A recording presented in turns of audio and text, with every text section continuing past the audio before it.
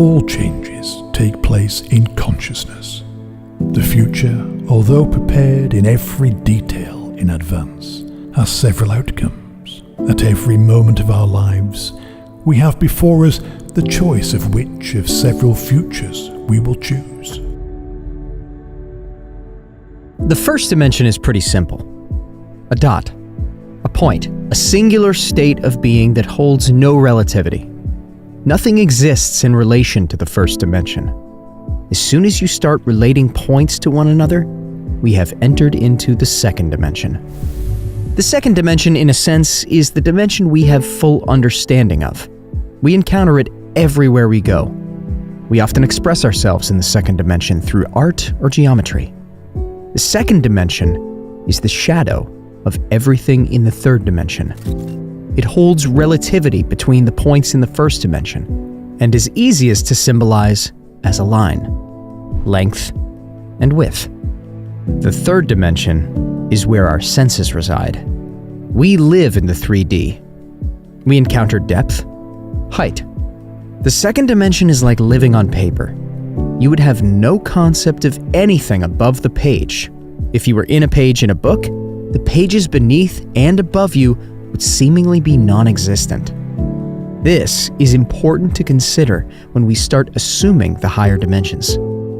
The fourth dimension goes beyond our senses and our natural mind of reasoning and logic.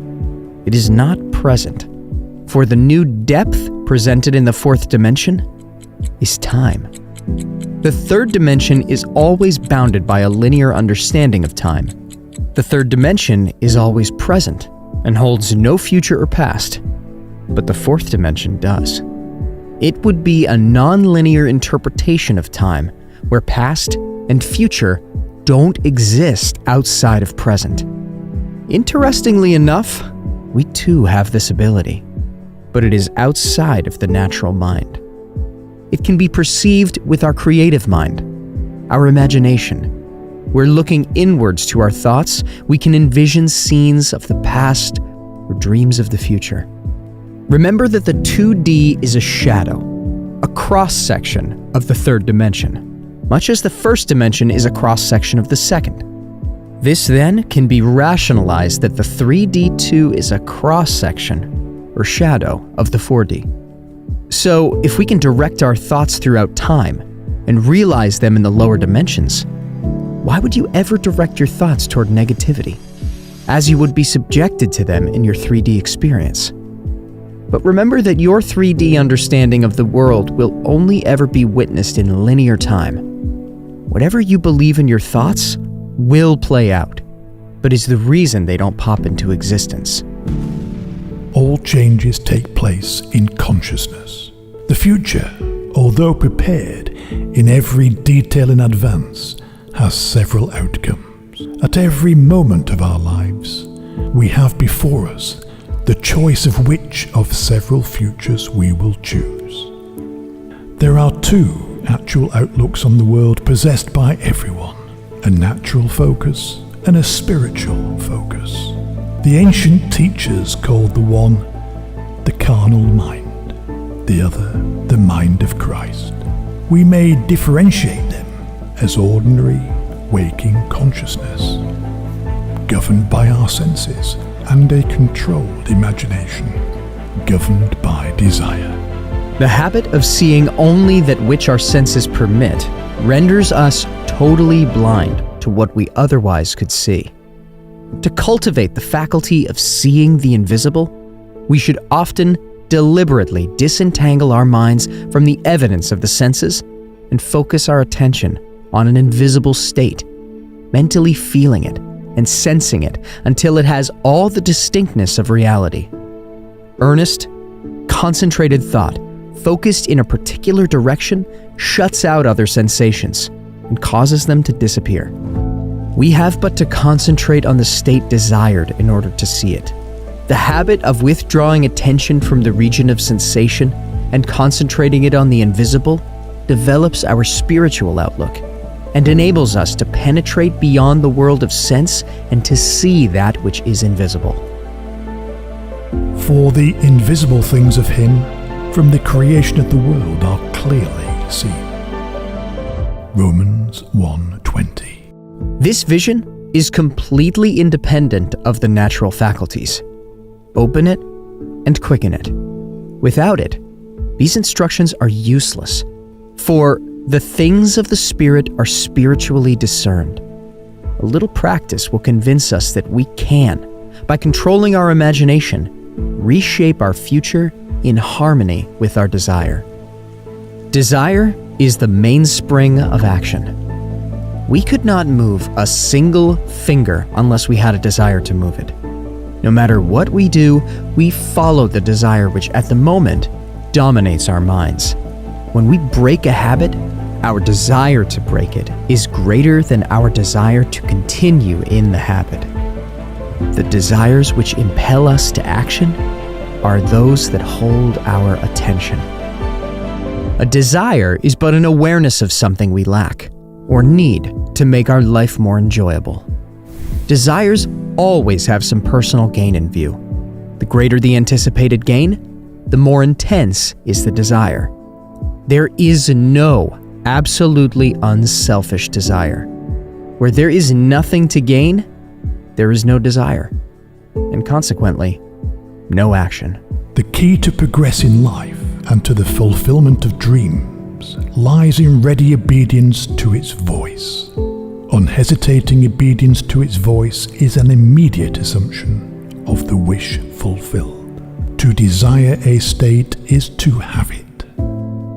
By assuming the feeling of your wish fulfilled, and then living and acting on this conviction, alters the future in harmony with your assumption. Assumptions awaken what they affirm. As soon as one assumes the feeling of his wish fulfilled, his four-dimensional self finds ways for the attainment of this end, discovers methods for its realization. With its larger outlook, the four-dimensional self then constructs the means necessary to realize the accepted end. The undisciplined mind finds it difficult to assume a state which is denied by the senses. Here's a technique that makes it easy to encounter events before they occur, to call things which are not seen as though they were. People have a habit of slighting the importance of simple things, but this simple formula for changing the future was discovered after years of searching and experimenting. The first step in changing the future of desire is define your objective. Know definitely what you want. Secondly, construct an event which you believe you would encounter following the fulfillment of your desire, an event which implies fulfillment of your desire, something that will have the action of self-predominant. Thirdly, immobilize the physical body and induce a condition akin to sleep. Lie on a bed or relax in a chair and imagine that you are sleepy. Then, with eyelids closed and your attention focused on the action you intend to experience, in imagination, mentally feel yourself right into the proposed action, imagining all the while that you are actually performing the action, here and now.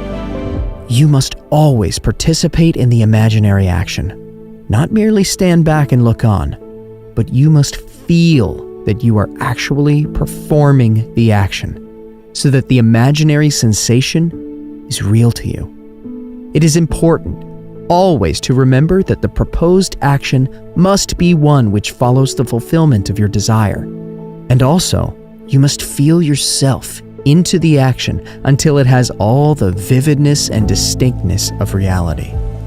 Experience has taught me to restrict the imaginary action, to condense the idea which is to be the object of our meditation into a single act, and to reenact it over and over again until it has the feeling of reality. A most effective way to embody a desire is to assume the feeling of the wish fulfilled, and then, in a relaxed and sleepy state, repeat over and over again, like a lullaby, any short phrase which implies fulfillment of our desire, such as, "Thank you," as though we addressed a higher power for having done it for us.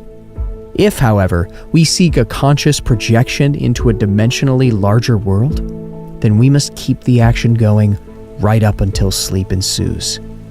Experience in imagination, with all the distinctiveness of reality, what would be experienced in the flesh were you to achieve your goal. And you shall, in time, meet it in the flesh as you met it in your imagination. Feed the mind with premises, that is, assertions presumed to be true. Because assumptions, though unreal to the senses, if persisted in until they have the feeling of reality, will harden into facts. To an assumption, all means which promote its realization are good. It influences the behavior of all by inspiring in all the movements, the actions, and the words which tend towards its fulfillment.